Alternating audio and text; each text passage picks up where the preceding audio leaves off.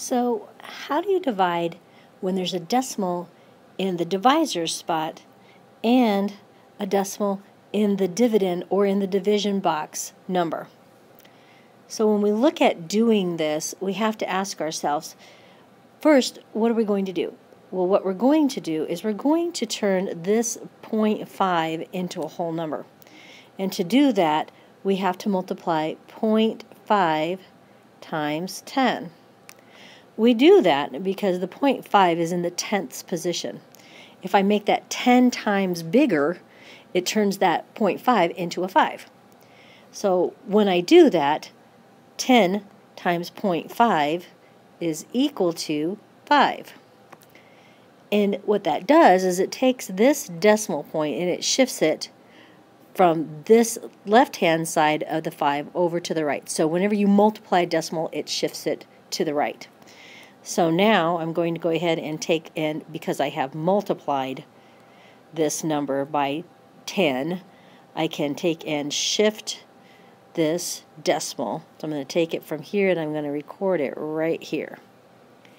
Now, because I've made the 0.5 10 times bigger, turning it into a 5, that would change this whole entire problem. So if I multiply one of the digits in this division problem by 10, I must also multiply the other number in this division problem by 10. So I see that the decimal point in 121 is at the point is 121.5. So once again, I'm going to multiply this whole entire number, 121.5, by 10. And when I do that, this decimal is going to do just the same thing as the other decimal did. It's going to shift one place value to the right. And one way we talk about or think about how many place values it's going to shift is to look at how many zeros are in our power of 10. Now, we notice that there's 1 0 in the power of 10 here, and so this decimal point is going to shift over one place value.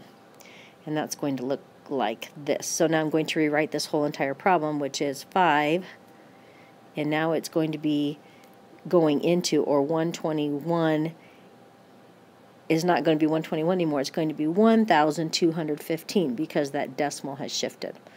And then we're going to do the same that we've always done, where we estimate, multiply, subtract, and bring down. 5 into 12 goes 2 times. 2 times 5 is 10. I subtract. I'm left with 2. I bring down this 1. Now I have to have 5 into 21. 5 into 21 goes 4 times. 4 times 5 is 20. Subtract, and I'm left with the 1. Bring down this 5. 5 goes into 15 3 times. 15 times 5 times 3 is 15. Subtract, I have 0 left. And so this division problem terminated. There were no remainders left for me to deal with.